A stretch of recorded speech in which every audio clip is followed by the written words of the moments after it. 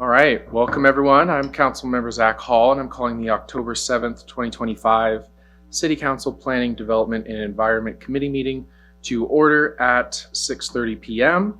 I'm joined by Council President Walsh and Councilmember Jang. Really quickly to run through the agenda, we've got public comment at the top. We're going to approve our minutes from our previous meeting. We have COM 0173 Fire Code Permit Fee Increase in EF&R Budget, and COM 0177, the 2025 Comprehensive Plan Amendments and Rezone. And then we'll do announcements. So the first item on our agenda is public comment, and I'll just check in with our clerk. I don't see any members of the public who would want to comment in the room with us. Is there anyone online? No, Chair. No one online. All right, well, I'll just remind folks that we have public comment opportunities throughout the agenda tonight after the council question and answer period for each agenda item. So we'll come back to that in case anyone has joined us. With that, we'll move on to our next item, which is approval of the September 9th, 2025 meeting minutes, which were distributed in advance. Any corrections by the committee? All right, hearing none, the September 9th, 2025 meeting minutes are approved as presented by unanimous consent. The next item on our agenda is COM 0173 Fire Code Permit Fee Increase in Eastside Fire and Rescue Budget, presented by, and I believe James Gray, instead of Director Dhaliwal, is here with us today, our building official, and Jeremy Hicks, the fire marshal from Eastside Fire and Rescue. So feel free to take it away. Thank you so much, Chair Hall. And I'm going to just open up today and start the presentation, then turn it over to Chief Aho.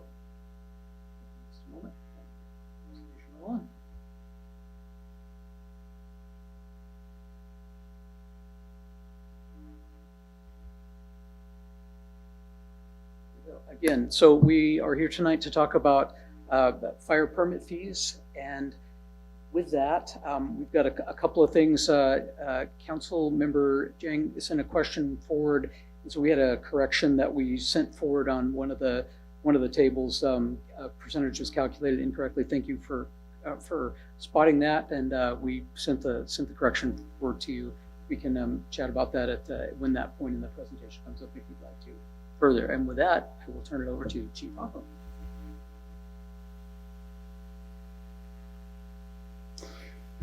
Well, good evening. Will Aho, Assistant Chief with Eastside Fire. Thank you for the opportunity to come and speak to you tonight on the permit fees. Following my portion of it, we'll have Fire Marshal Hicks that will also come up and get into more of the nitty-gritty and the detail associated with it. So ultimately what we're end up looking for is some direction from this committee. As far as recommending the fire permit fees that are shown in it, and then have a conversation related to the pass-through of the fire permit fees directly to Eastside Fire. So a little bit of Eastside's background. Just as a reminder, we are a governmental nonprofit organization, which means that we have no ability to directly levy any kind of taxes. So the bulk of our revenue sources come from our contributions from our partner agencies and any contracts for services that we have out there. So Eastside is again made up underneath an interlocal agreement, which is a partnership of 5 core partners, which is 3 cities: City of Sammamish, Issaquah, and City of North Bend, and then 2 fire districts: Fire District 10, Fire District 38. Leveraging our regionalization and our partnerships, we also maintain 4 contracts for service: one with the City of Mercer Island for fire and EMS, Woodinville Fire and Rescue, which encompasses Fire District 38 and the city limits of Woodinville, and then King County Fire District 45. So those are all contract agencies. And it'll be important as we get into it a little bit more when we talk a little bit more about the funding side of it. So when we worked on our 25-26 budget process, our Fire Marshal's office was looking at a couple different ways that we can better support the growth that is going on within our cities in particular. So when we look at how, just taking a step back and take a look at how we are funded, it is a formula that shares the cost among each of the 5 partner agencies. Now the contracts, they pay 100% of their own costs associated with it.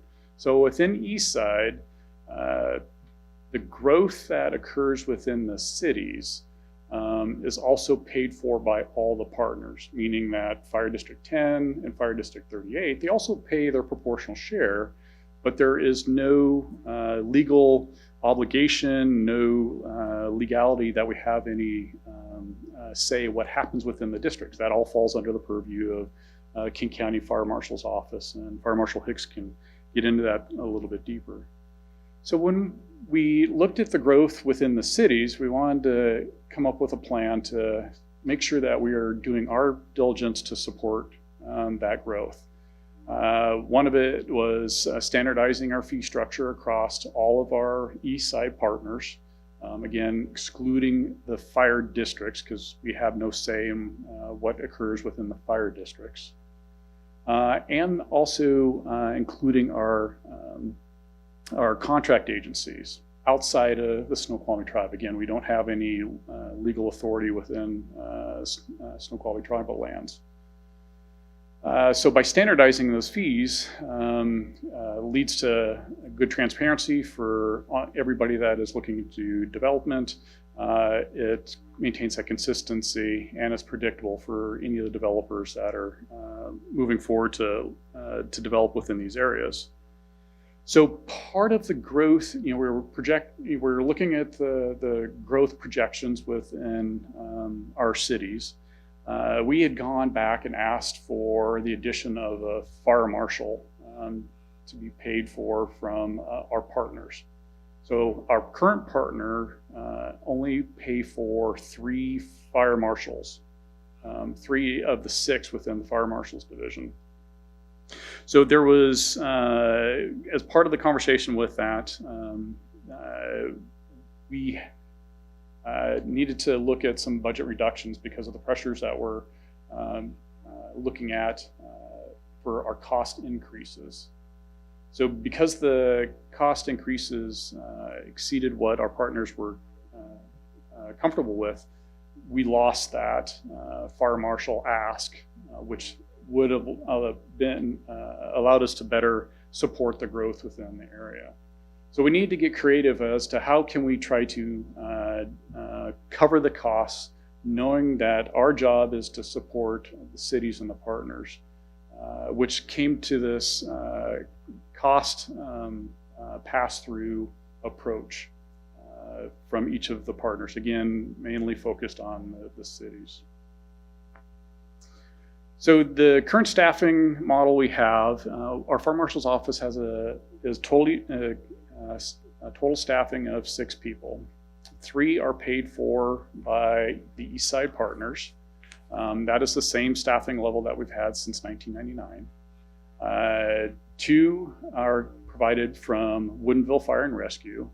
And just for context, Woodinville added, recognizing that there is growth that has occurred, and anybody that's been up in Woodinville has seen the amount of growth that has gone up there. They added the 2nd fire marshal in Woodinville in 2024, so that helps to support that. With the addition of Mercer Island, they are paying for 100% of the cost of, in this case, Fire Marshal Hicks. So again, the fire marshal team has got 6 people in there, and it's divided in half between the contract agencies and what Eastside is being able to provide. Now, everybody is able to receive the benefit of having that team of 6. So there is some workload sharing that does occur on that one. What our concern is that being able to keep up with, having a sustainable model to keep up with the growth that is occurring within each of these divisions or within the cities. We pride ourselves in being able to help support our communities by high level of customer service to each of the builders and developers that are coming before us. So that is a brief look as to how we are structured, how we're funded, and what our staffing levels look like. Any questions for me right now? Okay. I will turn this over to Fire Marshal Hicks. Thank you. Thanks, Chief. Evening, Council. I'm going to take us through a little ride here, and we're going to talk about fire permit fees and do a little compare and contrast, and then discuss how we kind of got to the point where you're at right now. One of the things that we'll talk a little bit about is total cost compensation, and then analytics that we use to determine the work that needs to be done compared to what it costs. When we started looking at these different matrix of how this could move forward, we wanted to bring an approach to it that, when we explain it, makes sense. So hopefully at the very end of this, you'll go, awesome job, Jeremy. And it will make sense. If not, please ask questions. I got a couple slides here. You stop me whenever you want, or when we're done, we could answer questions, your choice. Looking at the fire permit challenges, we came up with problem statement in the objectives. So one of the big things was customer transparency. Eastside Fire provides services to 7 different city jurisdictions. And one of the things that came up was the fee levels were different in all the different cities. Doesn't mean the amount of work's different on different cities. It just means the fee schedules weren't aligned. So what we wanted to do is make sure that we had the customer transparency by aligning these, standardizing these across the contract cities. Number one, the naming convention for the permits, and then the fees for the permits. So when a contractor comes into Issaquah, they're seeing the same permit types that are in Woodinville, that are in Mercer Island, that are in Carnation, Duval, all those different areas, because the contractors don't just work in Issaquah, or they don't just work in Mercer Island. We also went for 100% cost recovery. A lot of jurisdictions have adopted kind of that recovery method of the work that needs to be done. What does it cost? What we did a good job with is analyzing what it costs the person to do the job, and using our analytics that we collect. We do 2,164 permit reviews last year. We did somewhere around 1,600 fire inspections. So we have a lot of analytics that we can look at to determine how much time it takes to do these different tasks. And then, the new laws and regulations. I received a question earlier today. Thanks for the question. Like, what is more complex about these laws? And I want to break that down into 2 different categories. One is legislative mandates, and the second is systems. So legislation mandates, we've seen a couple of them recently. Middle housing's one that we're talking about internally with your building staff team and your planning team on how we're going to recognize those different things in the fire code. And then on the fire systems, they're just getting more complex. Technology is evolving. They need to be integrated. Fire alarm systems need to be integrated with HVAC systems. They need to be integrated with elevators, and the same with fire sprinkler systems. These systems are just becoming more complex, and as the different code and technology changes, we have to keep up with that.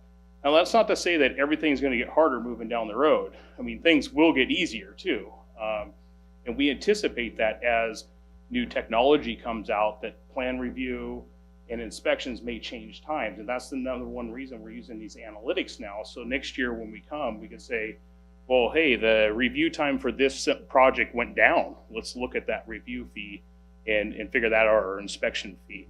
And we'll be able to produce that data almost instantaneously.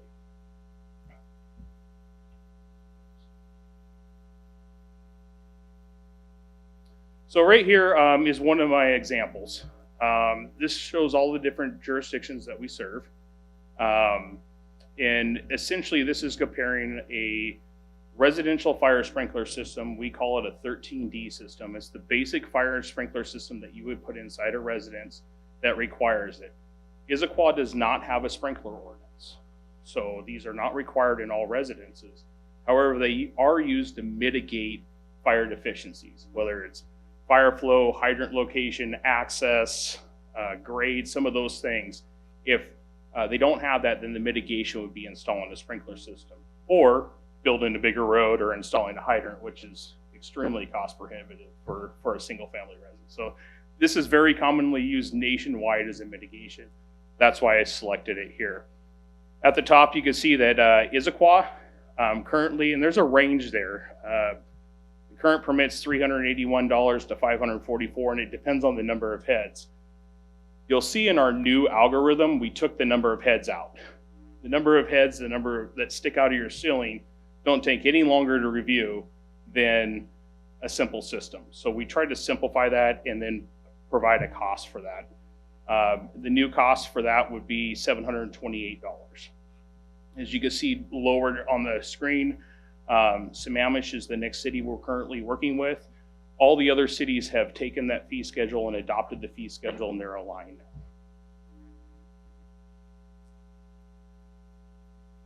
So we're really big into the data-driven analysis on this. Historically, fire permits, or I would say probably any permit in jurisdictions, were assessed and assigned a value. How that value was assigned, I wasn't here back in the day when the first value was assigned for any of our cities.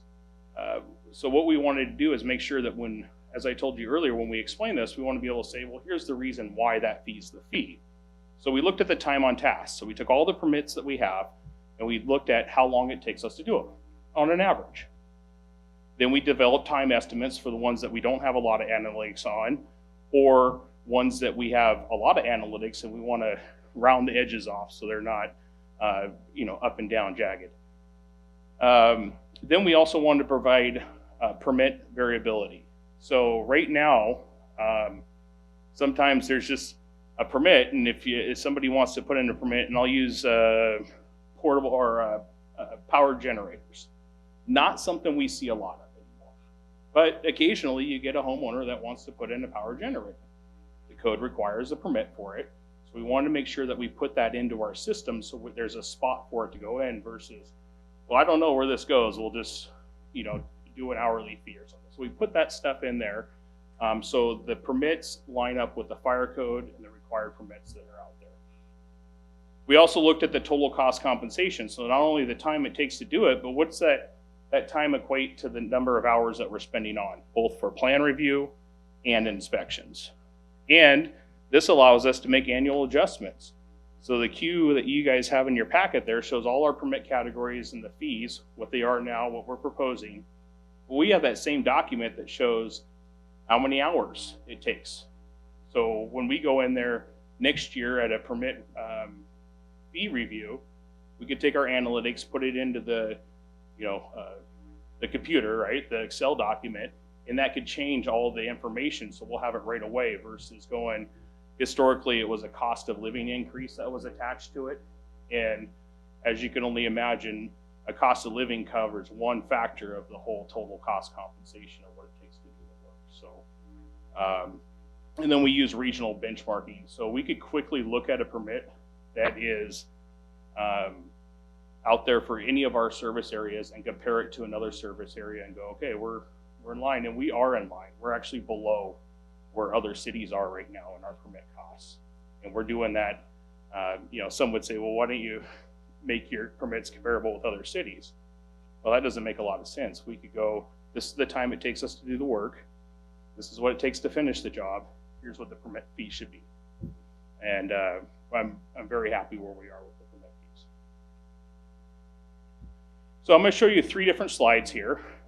This worked well with our other cities, and just a comparison of kind of where we're at and where we want to go.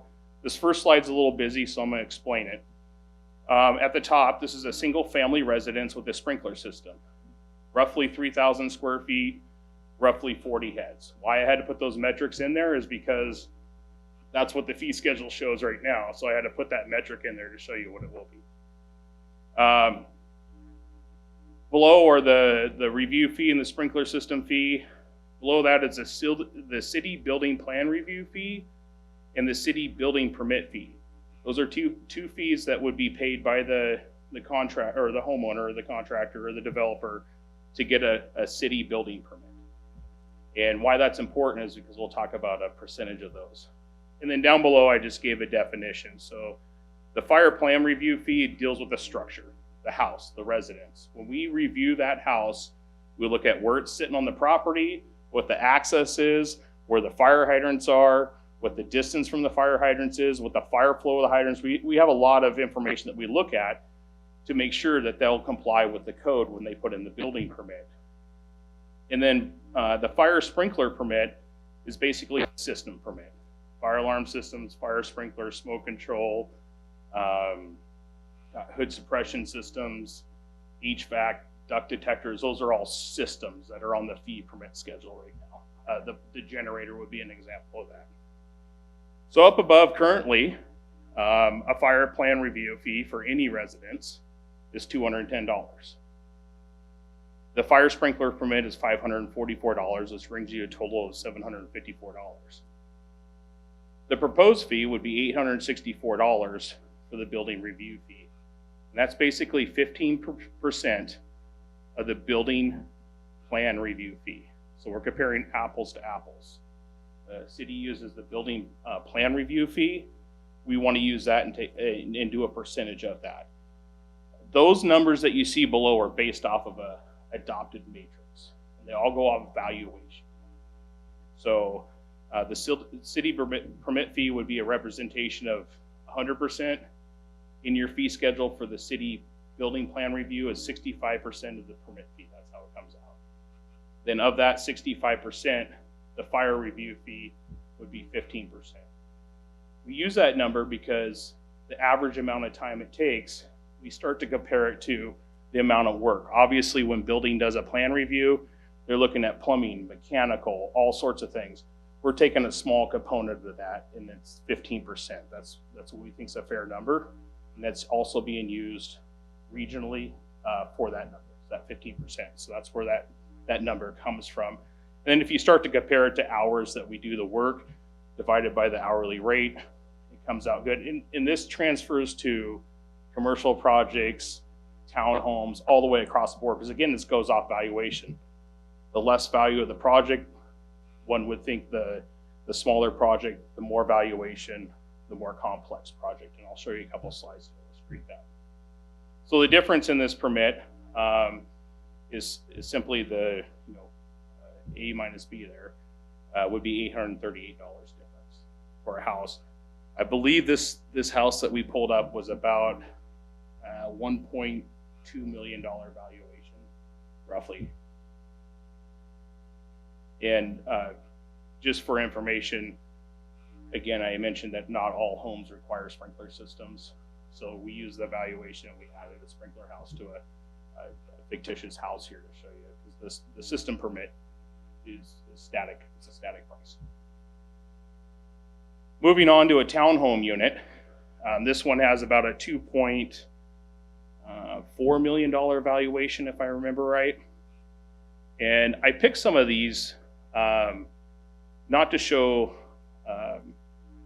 so much the difference, but like this is what would go into a house or a building that would require the system. So depending on the townhomes or how many units there are, there's a bunch of code that automatically requires sprinkler systems, and then if they have deficiencies, then they have to install the sprinkler systems.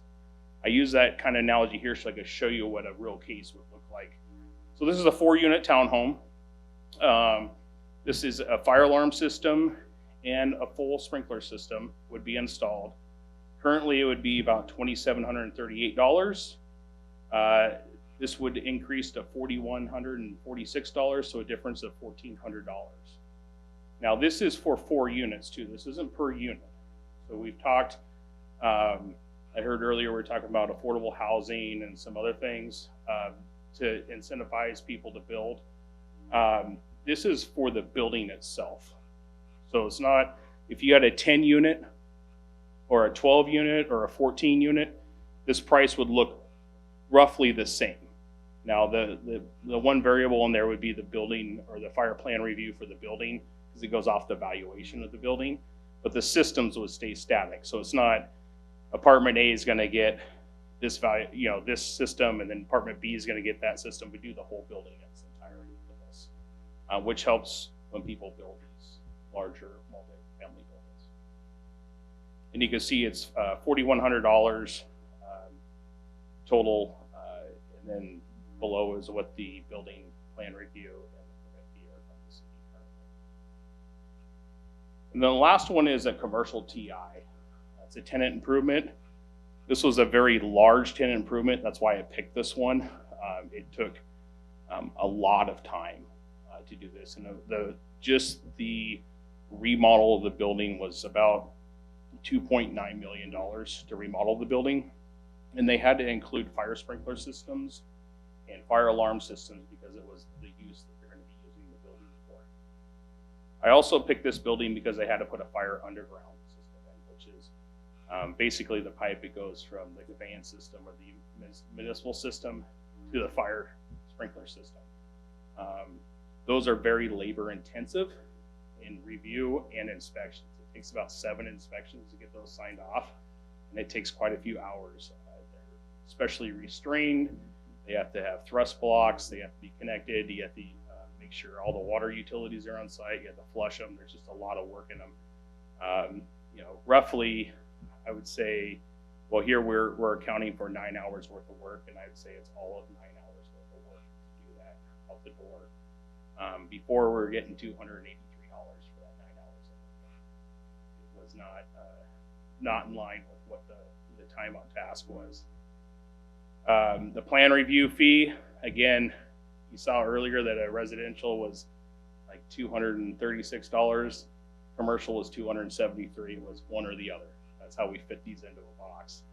This easily took 10 hours of building plan review time. And we understand that some buildings are going to be more, some are going to be less, and we're going to try to round out those corners a little bit. But this took a lot of time to do and a lot of working with the architect and the engineers on this.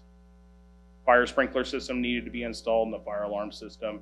This would be what I would consider the worst case scenario. Someone would ask, well, Jeremy, why do you put the worst case scenario in there? It's transparency. This is what it's going to be if somebody does it. And there's no sense of trying to find the cheapest building to show you all, because you'll eventually see it. So this is exactly what it would be. There's about a $4,400 increase in here, and mainly it's due to the underground system that goes in.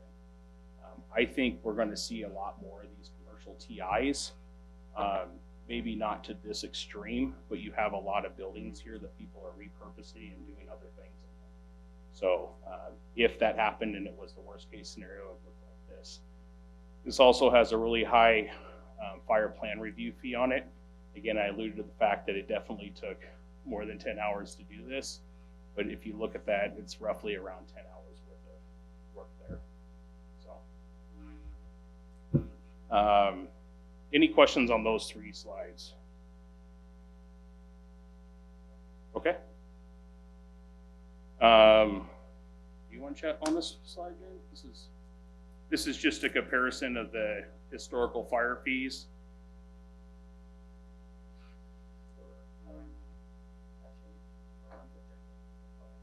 Yeah. Full disclosure, this was provided by my partner in crime, James here. So I want to make sure that this, you know, if you have questions, we could definitely answer them. But this is just historical fire permit related fees collected starting back in 2020 to 2025. And that's the, you know, every year you've looked at fire permit fees, and they've, and there's a slide in here, but kind of goes up by a percentage, usually a cost of living percentage is what's been proposed. Again, none of that was tied to time on task or the amount of hours it actually took to do the work. But these are how those fees are developed. You probably look at 2021 because I did the same thing, and I say, well, you had a lot of growth that year. You had the permits come in, and also know that when a builder applies for a permit and that money comes in, they may not be seeing inspections for 2 years or 3 years. I just did a permit inspection today, and we were talking about it, and it was a 2018 permit. So those takes a while to build some of these buildings. Next slide is essentially showing the difference of what was collected, proposed, and the difference. So in 2024, with just the fire review building permits, So that would be that $236 number, the $273 number. $19,198 was collected, and $43,813 was collected on the fire system side or fire permit side. Using some numbers, some magic of getting all these permits, we went through last year's permits and we tied them to what the new value would be in an Excel document. That would go to $45,786 for the plan review. And that's basically using, taking the building review fees and doing 15% is how that number came out. And then the fire system is the one that we compared on the list and went through and said, this is a 13D system, this is a fire alarm system, this is a smoke control system. And that would go to $25,983. That's the difference between those two. And James, at the bottom here, you put anticipated total annual fees after the increase. It would go to 110 to 125 from 76,000. Is that? So. I could say, well, that number looks like it's pretty big, that 238% number. Well, that number looks pretty large, that 238% number, as the chief has pointed out. When his staff are working on these projects, like a $2.9 million tenant improvement, when he says 10 hours, 10 hours, that might even be conservative. They put a lot of time into it, and that was a $238 fee. So it was way, way out of the proportion of where it needed to be. And 15% of the plan review, we agree, it much more accurately reflects their labor that they put into that, to put into that job.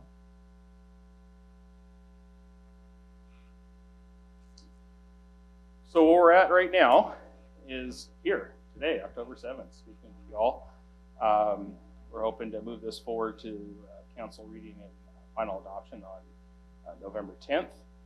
There's the questions that we brought up at the beginning of the PowerPoint presentation. Does the committee recommend increasing the fire permit fees as shown in Exhibit A in your packet? And does the committee recommend passing the proposed fire permit fees through the Eastside Fire and Rescue? With that, I'll answer any questions today. Great, thank you for the presentation, both of you for the presentation. Go to committee, any questions? Yeah, Council President, go ahead. I have like 6 or 7 questions, so bear with me. Okay. In this situation, you're proposing the fire plan review fees changing to a percentage rather than kind of the previous static amount. How does this compare to any other municipalities or fire services? So it's actually an adopted practice. So in all our municipalities that this has been adopted, we've been using the 15%. And there's a couple of reasons why that 15% is used. One, fees are collected at permit submittal. So doing an hourly cost is hard to come back to, because then you do your review and then you have to go back and charge the applicant. And then just the philosophy that it makes sense, you know, that the review time that takes it's about 15% of what the building site would do. And if you run those numbers out on a project, those 3 examples are prime examples, which I didn't even do until after I put the slides in. They come out to the amount of hours that we would put into those. So, and also know that time covers like pre-application meetings, the numerous phone calls we get. Very rarely do you have somebody file a permit and never call the fire marshal's office. That just doesn't happen.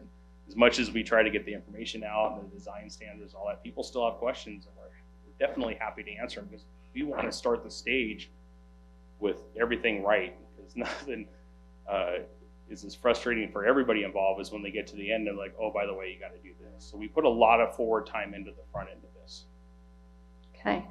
You had mentioned something about not being able to standardize the fees within the fire districts and the Snoqualmie tribe.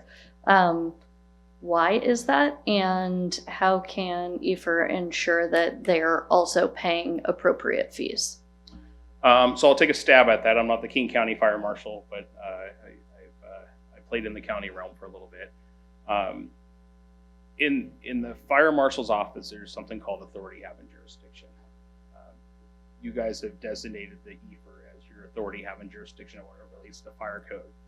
So when we come forward to you and we provide code amendments or the WUI code information or fire fees, we're doing that on behalf of the authority having jurisdiction to have you guys codify that within your municipal standards.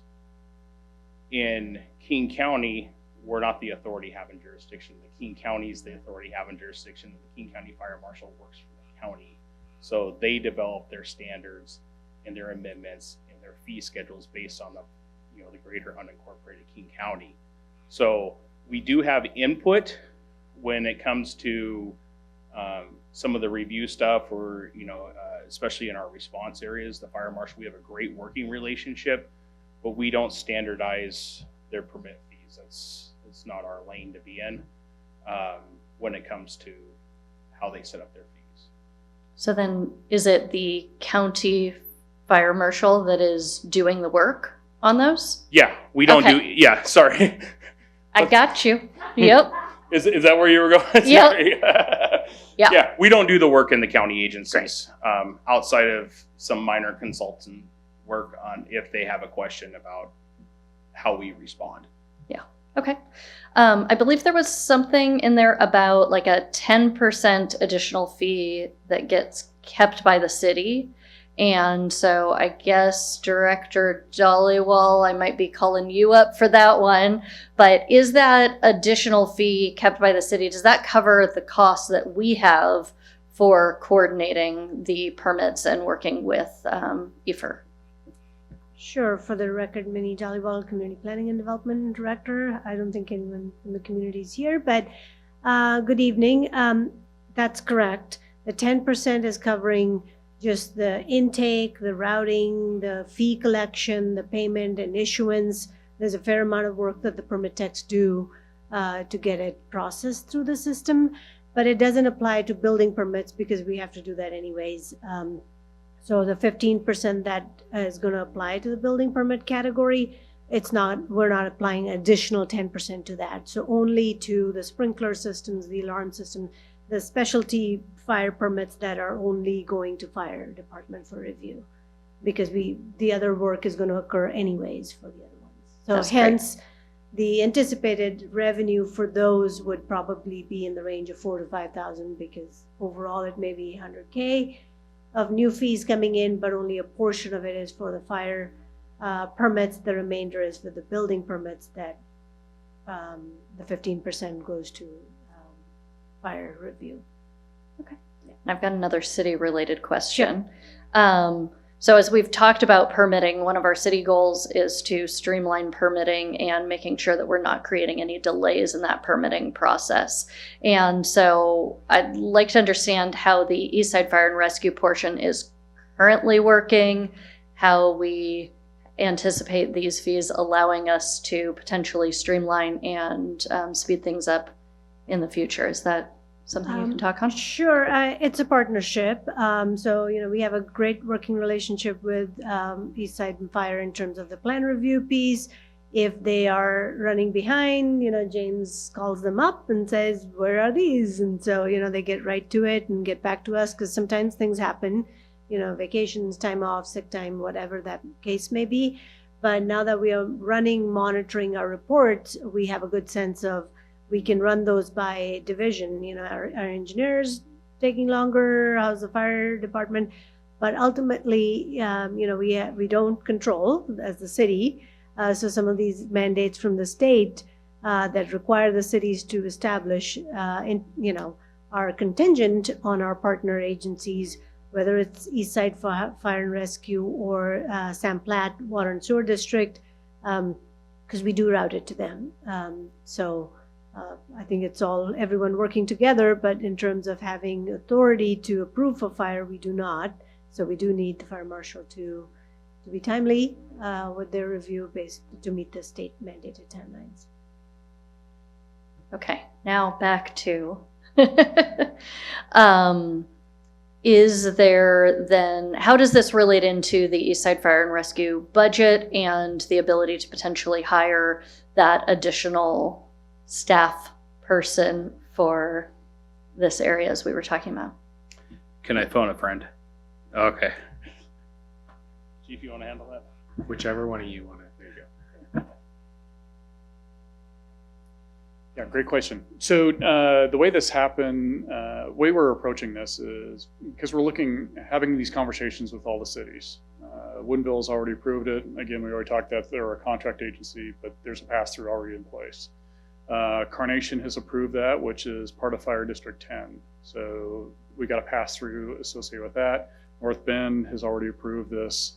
Issaquah and Sammamish are the last two. So the way we're looking at it is everybody, by leveraging the relationship, the partnership, everybody contributes a little bit to be able to pay and fully fund that FTE to bring in that fourth assistant fire marshal to add that capacity that we are needing within the fire marshal's office. So everybody pays a little piece. My question is more, when is that happening? And is that a destined thing by us and Sammamish passing that? Or I guess that relies on the East Side Fire and Rescue Board to make that type of decision, correct? That is correct. Yeah, once we are able to demonstrate that the revenue is coming in from everybody, obviously here we are in October and we're just having an opportunity to meet with Issaquah. We still need to get it through Sammamish. So if I'm answering it, what you're looking for, we're not in a position today to be able to hire that person. We have to demonstrate we got the revenue in to go back to the board and say, do we have authority to hire now? Okay.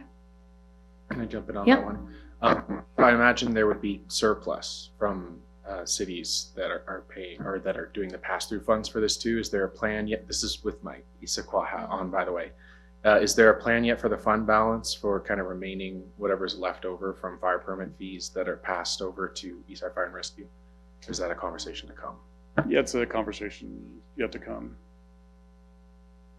You want to jump in? Yeah, I guess it would be good if you could speak to this. I guess what I would be interested in is, would any of these monies be envisioned for use outside of fire marshal office resources or other things? Or is that kind of a broader conversation that we need to have? Good evening, Ben Lane, Fire Chief. I wanted to find a way to get up here because I'm not going to have many opportunities to do that. So to answer the question around the fee collection, we would treat that as the revenue side into our budget process. And so when you look at revenue coming in, it reduces the cost for all of the partners involved. The goal here is to earmark the cost recovery that's being proposed in front of you today, specific to the fire marshal's office. We find ourselves in an excess. It might put Eastside Fire and Rescue leadership coming back to the board to discuss with the partners where they would like that revenue applied. And toward all of these ideas, if we choose to do this and pass these fees through to Eastside Fire and Rescue, does that lower our annual contract expense? Is it additive? How does it relate to the fees that we're already paying to Eastside Fire and Rescue? It would not lower the contract expense. These fees specifically arrived from a very, very tough budget process. And we had at the time only two proposals to add FTEs. One was an additional assistant fire marshal, and the other was a public educator, which also plays a very important prevention role within our service area, which I would also consider that underneath our fire marshal umbrella. So excess revenues could be applied to trying to bring that position underneath Eastside Fire and Rescue structure in the future. I think I have one more. What is the plan, if we adopt this, to keep these fire permit fees aligned with your cost in the future? I know you talked about how you've got the Excel sheet and you understand all of that, but obviously it would require coming back to us. So is there a sense of plan to do that annually, or how do you envision that? Yeah, great question. It would be annually. Right now, you look at your fire permit fees. Actually, probably a majority of your fees annually, usually around the October, November time. So what we would propose is we collect these analytics, again, almost real-time data, and that we would modify as needed the different fee structures or different permit types and bring that to you for adoption. Leave it alone, decrease, any of those options would be available when we do the data. So instead of a simple COLA increase, we could say, here's the reason these permit fees are changing based on the analytics that we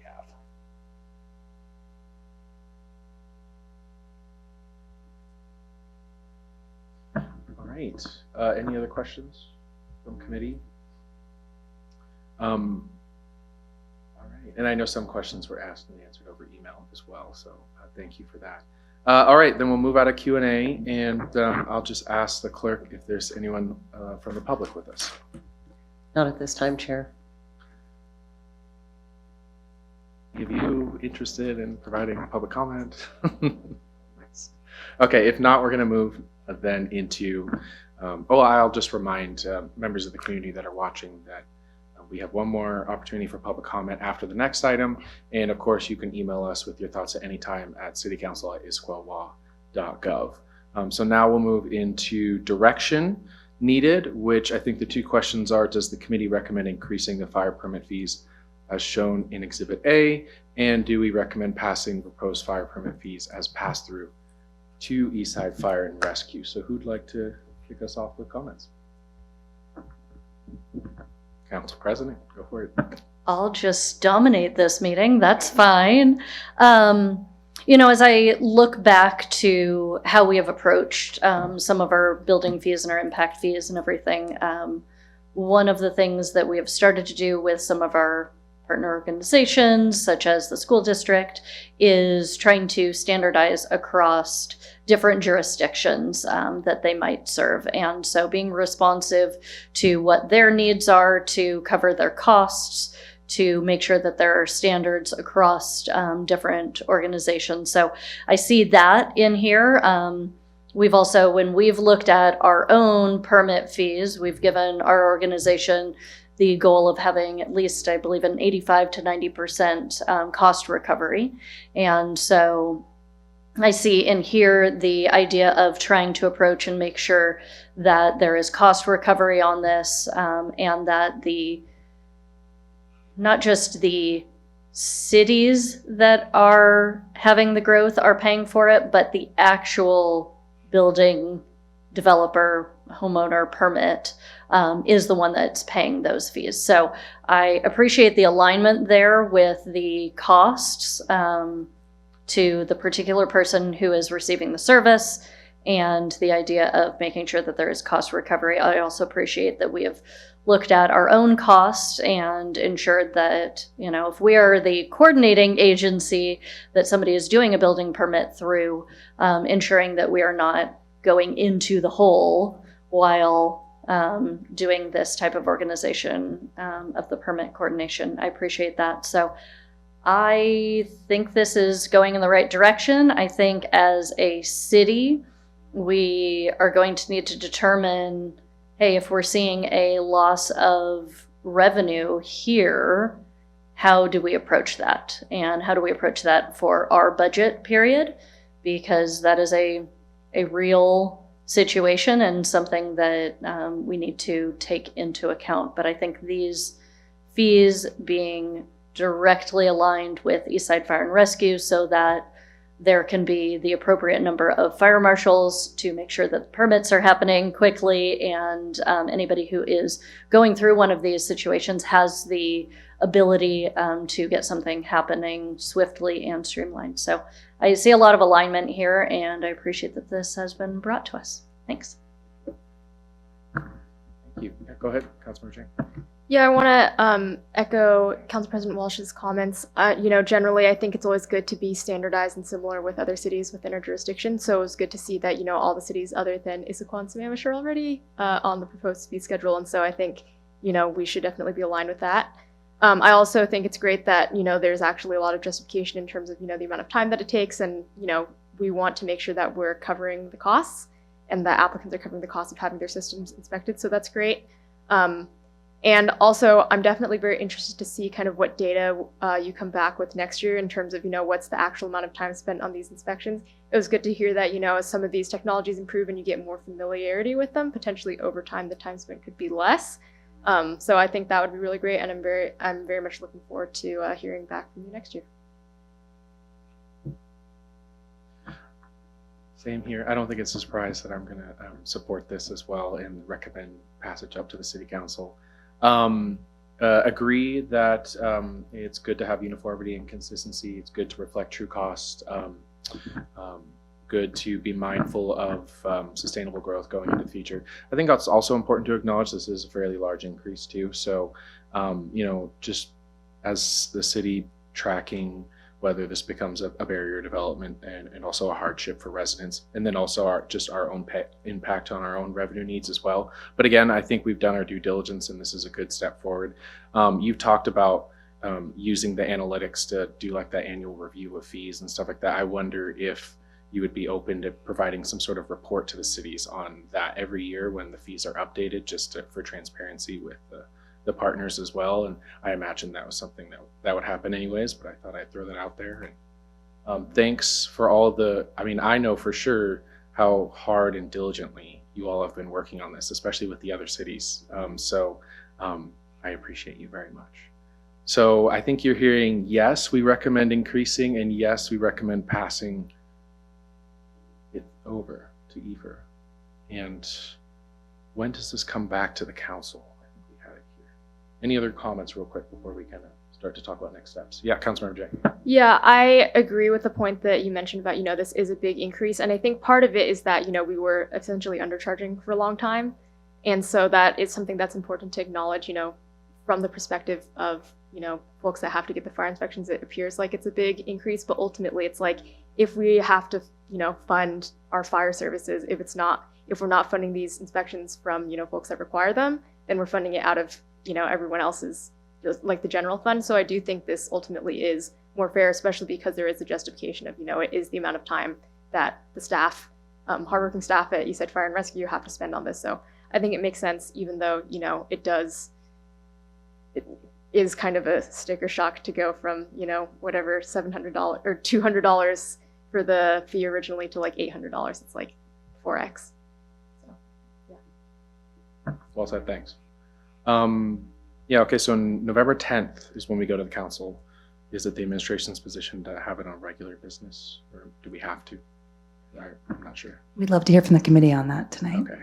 Does the administration have any position on that before we talk about it? Maybe let's just go to committee first.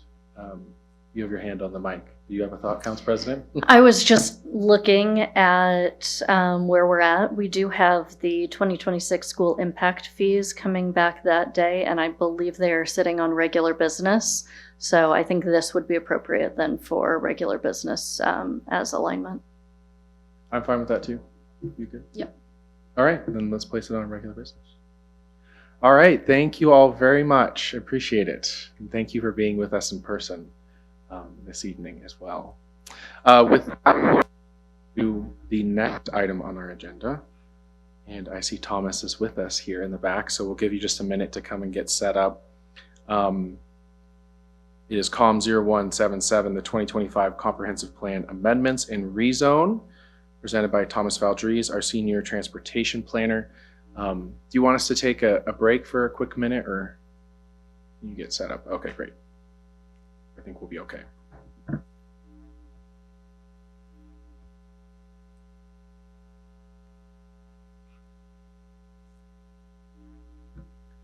Well, good evening, and thanks for having me today. I'm Thomas Valdres, Senior Transportation Planner.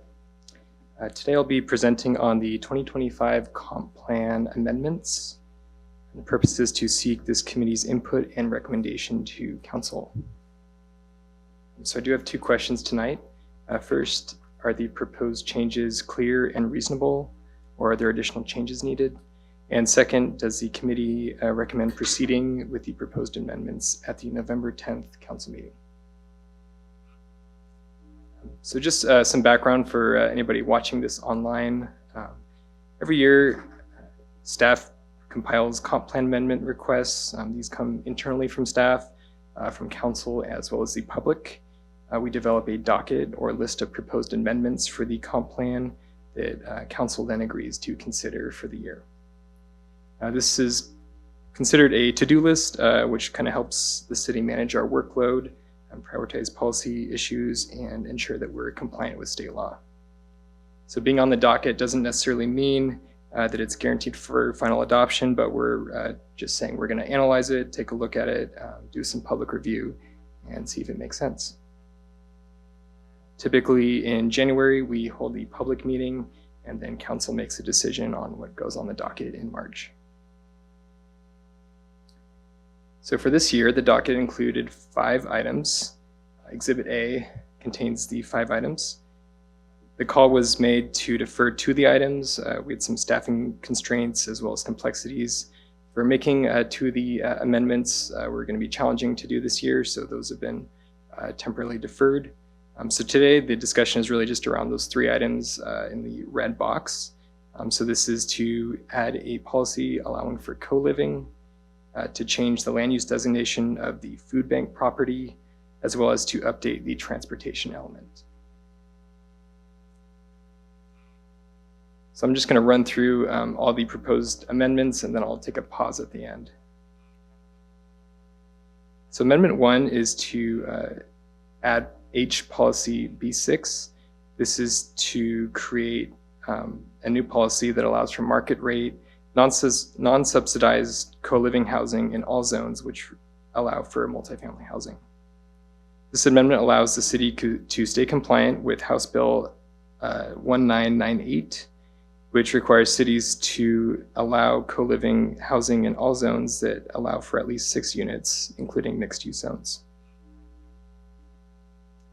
The second amendment is for the Issaquah food bank property.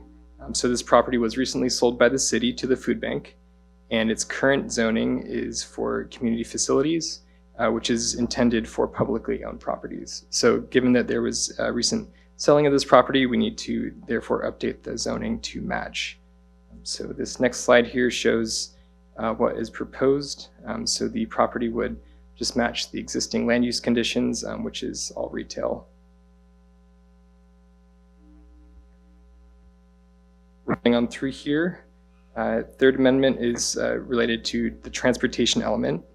So these are a set of amendments that I will briefly go through. These are to ensure consistency between the mobility action plan and the transportation element, and they ensure compliance with House Bill 1181, which requires us to develop multimodal concurrency standards. So just for context for folks, multimodal concurrency standards are to ensure that we have transportation performance metrics for all modes. So this is for walking, biking, transit, and driving. This ensures that when we do have growth, that it is aligned with our needs to ensure that we are not overloading our transportation system. This first policy is D1. This amendment is to expand these sidewalk tiers from beyond just the Central Issaquah Regional Growth Center to all of Central Issaquah. And this is just to understand that that the network is more than just the Regional Growth Center itself, and having connections to that Regional Growth Center is also very important. This amends sidewalk tiers and allows for the possibility of more sidewalks. Next one is policy D3. So this second amendment is to allow the leading pedestrian interval. Many folks may not know what this is, but it's basically adding 3 seconds of additional walk time in advance of vehicles in select intersections. So the intersections we are talking about are for Tier 1, which is Central Issaquah, Highlands, and Old Town. These are areas that we see higher densities of pedestrians, where there's higher density of jobs and housing. So leading pedestrian interval will help make sure the pedestrians get a little head start. They're more visible in the intersections, and it'll actually allow for a lot of better functionality for some parts of the intersection. And we also acknowledge that if there are any challenges, that this would add for cars, that we would take a look at that and make sure we're not overloading. So studies have shown that this is a really great and very cost-effective way to enhance safety. So staff is very excited about this. Implementation isn't expected to degrade intersections too bad. And it wouldn't degrade anything below our adopted service levels. So something that is in line with our policies and seems like a great opportunity to do. This next one is for Goal E. So this is just making some minor updates to the bicycle goal area. This provides additional context and definitions for our existing bike facilities. This next one is related to transit level of service. So previously, last year, we had a level of service standard that was based on the bus stop's amenities, which are things that we acknowledge that we have pretty good control over relative to other things. So this new standard is a more comprehensive tiers-based approach. So this expands on our community's desire to have more than just bus stop amenities, but also to have better transit service and access to transit. So we took a look and we specifically designed these standards to align with King County Metro standards. This can help us advocate for better service in the future. Using their exact standards, we can therefore say, hey, look, this meets your standards. Why not do stuff for us? So it's a little bit more difficult than that, but that's essentially the idea. We're really trying to beef up our ability to advocate. So this Goal F section talks about ways that we would advocate for enhanced service, ways that we work together for improving planning and operations. As an aside, this morning, John Mortensen and I, we took a ride along with King County Metro staff. We have a new 203 bus that we're trying to work a little bit. So just imagine, I think there were like 8 to 10 folks in like safety vests on a private bus, 40-foot bus, just cruising around Costco campus area. So just keep that in your mind's eye when we were thinking about, that's one of the ways that we try to improve operations. We actually work with them and we try to make these incremental changes. And that specific picture isn't codified in this document, but that's just sort of like the flavor of like things that we do to, every time there's a service change, we try to improve it. This next section is Goal F. And lastly, yeah, it just basically talks about additional updates to transit level of service. We added a table and just more policy language. So to get here, we did work with TAB. We brought specifically the transportation element parts over 4 meetings. So in April, May, July, and August, TAB had a lot of touch points. We really vetted a lot of these topics. The Planning Policy Commission then reviewed TAB's transportation element updates and the remainder of the other updates that we talked about related to land use. They saw those in 2 meetings in September, and after reviewing, they then unanimously recommended approval. The Mobility and Infrastructure Committee also... Real quick, so just to clarify, this did go to TAB. TAB did review, or the transportation element part of it. Right, so to clarify, part of it went to TAB, just the transportation element part. And then the PPC saw both. Okay, thank you. Yeah, it's a little bit confusing. And to add to that confusion, hopefully I'll try to clarify it in real time. Mobility and Infrastructure Committee saw what TAB saw. So they did not see the land use, the 2 land use items that you are seeing tonight. Mobility and Infrastructure Committee did unanimously approve to place on consent specifically the transportation element section. So in terms of impacts, there's no financial direct impacts. This change should help us comply with state law. It'll enhance clarity throughout the mobility action plan and the transportation element for that portion. It'll also strengthen multimodal transportation planning outcomes. And lastly, in terms of like the land use component, Issaquah Food Bank has been a vital contributor to this community. So, the selling of that property and the land use change for that is really going to help that organization.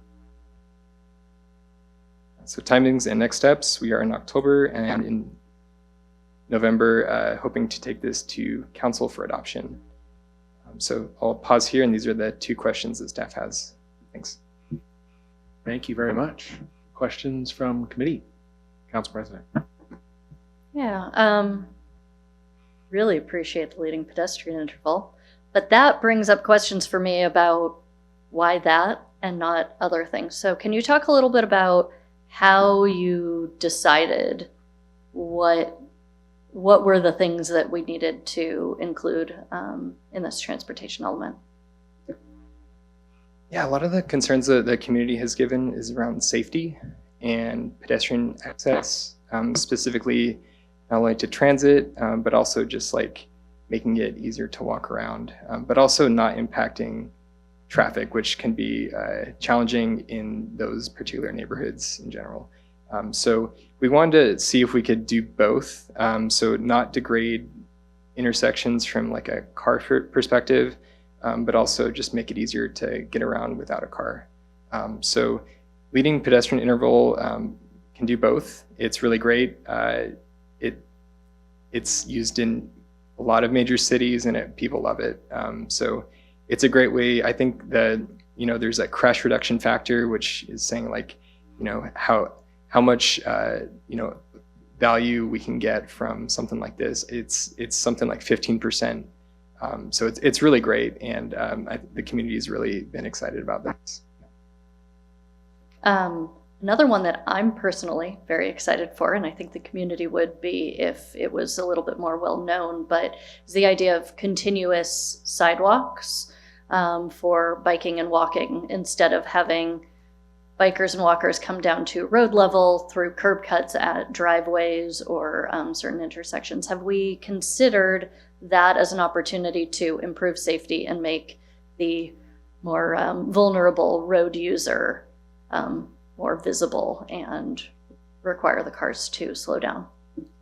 Yeah, these are all great ideas, and definitely included in this plan. We have a bike tiers system that really speaks to that. So we want to encourage not only having, but also building a bike infrastructure where it makes sense. So part of this update was to sort of look at the topography of the community. We have lots of hills and valleys. So obviously it's much less effort to bike on a flat versus a hill.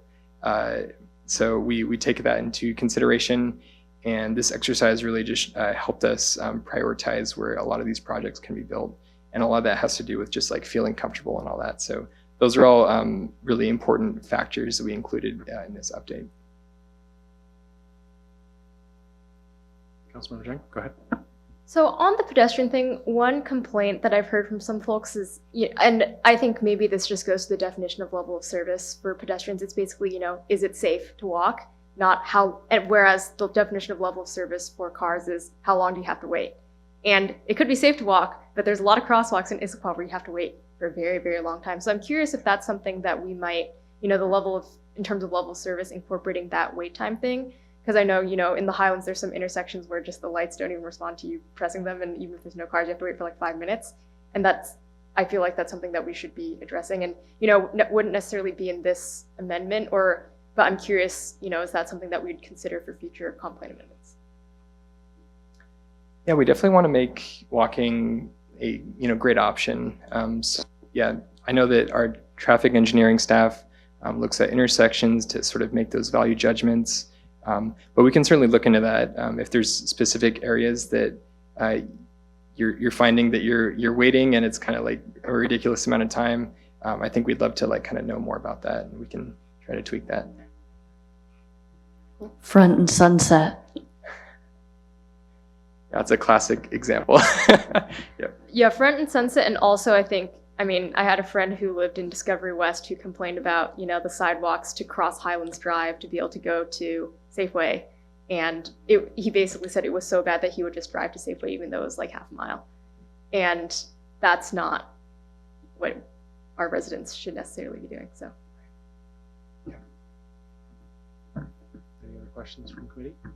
I don't know if I've ever thought to ask this, but the land use change for the food bank site doesn't change any of the like redevelopment limitations based on the historic preservation nature of that particular building, right? I don't believe so, no.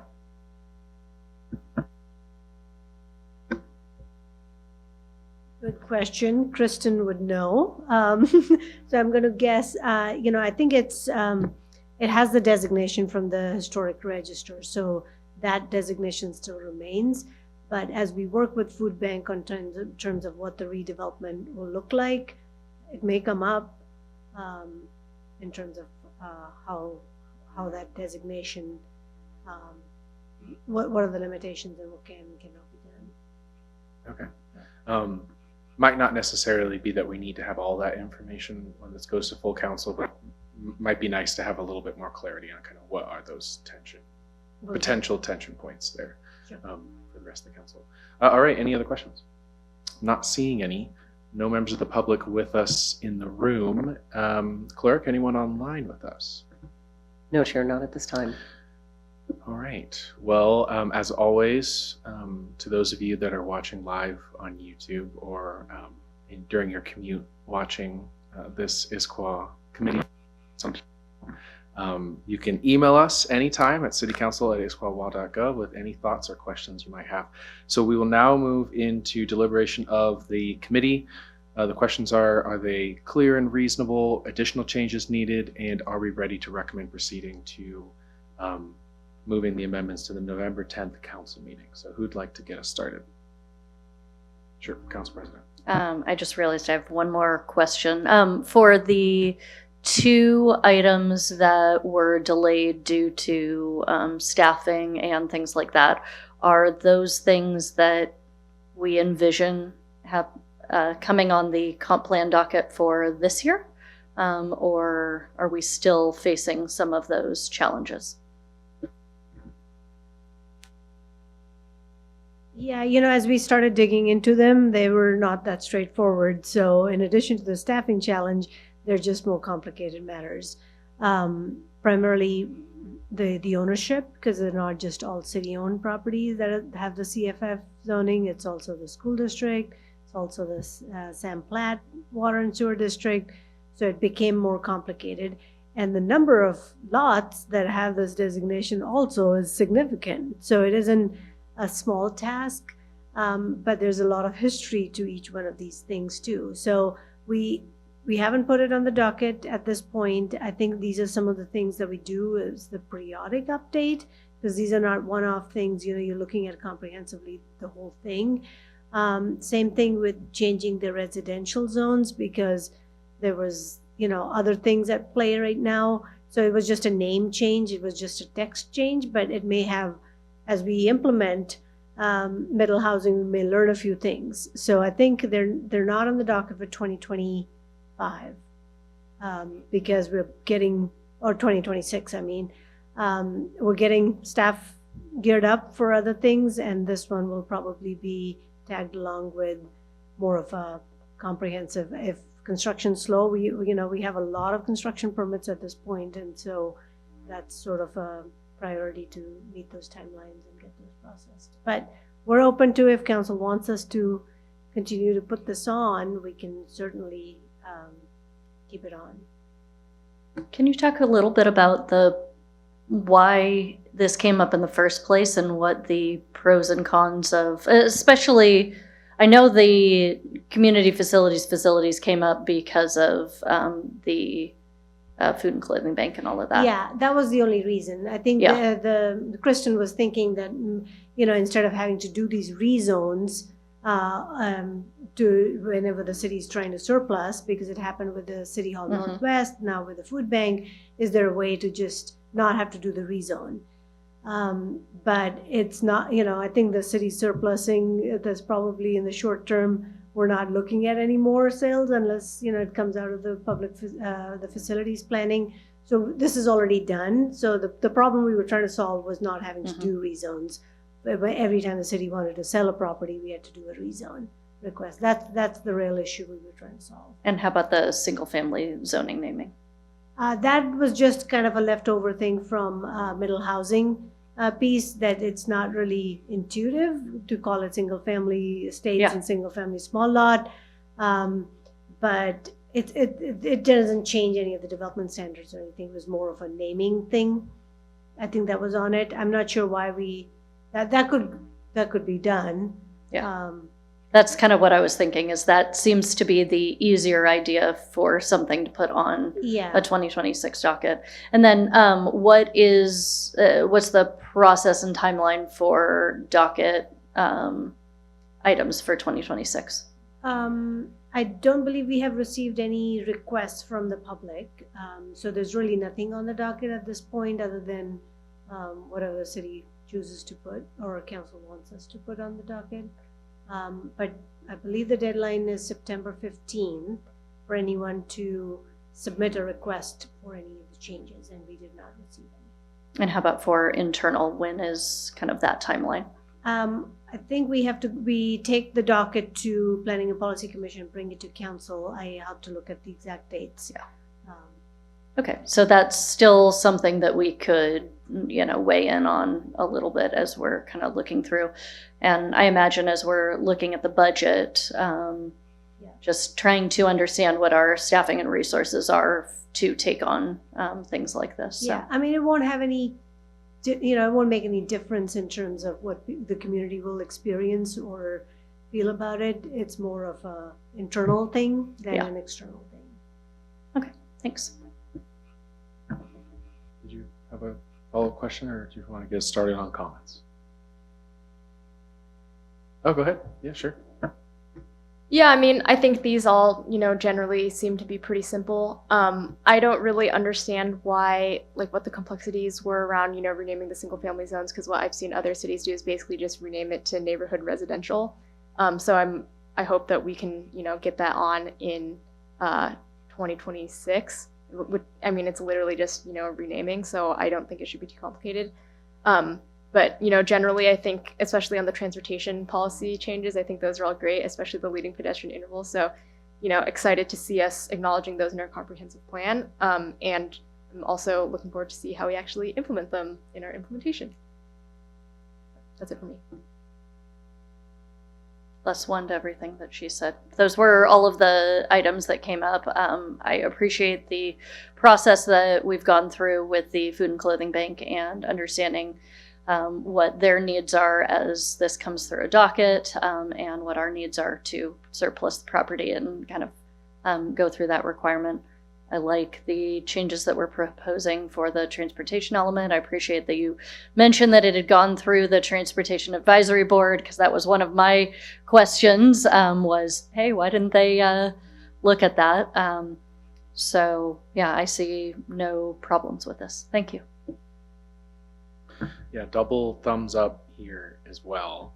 I think, when we were first approving the docket back in March, we had kind of a preliminary conversation that some of these items might be, we might find them challenging as we go through it. And so kind of that's what we found here. So, and we've got to be responsive of your whole department, right? You've got to kind of flex depending on the entire workload of things coming in. So I totally get that. So what Council President brings up is really important. We've got to consider this during budget, right? So I hope we can have that conversation, and then otherwise everything seems in order here. So I appreciate that. Except for it would be nice when this comes to council to have a little bit more details about the historic registry stuff. All right, how do you have what you need? One last thing, I do have a recommended motion for you to consider. All right, I move to approve the 2025 Comprehensive Plan amendments as presented. Do I have a second? Second. All right, any other committee? All right, all those in favor, please say aye. Aye. Aye. Any opposed? Any in opposition, or any abstentions? All right, that passes unanimously. Thank you. Thank you. Yeah. All right, then we'll move on to the next item on our agenda, which is announcements. Any announcements from committee? Oh. Is that on consent or regular business? Oh. Consent. I think so. Let's do consent on that one. Yeah, sorry, thank you. Mhm. So we'll move on to announcements then. Any announcements from committee? We do not have a meeting scheduled for November, if I'm right, and we do have one scheduled for December 2nd, but nothing's on the agenda for that meeting yet, so stay tuned on that. And there being no further business for the committee, we are adjourned at 7:50 p.m.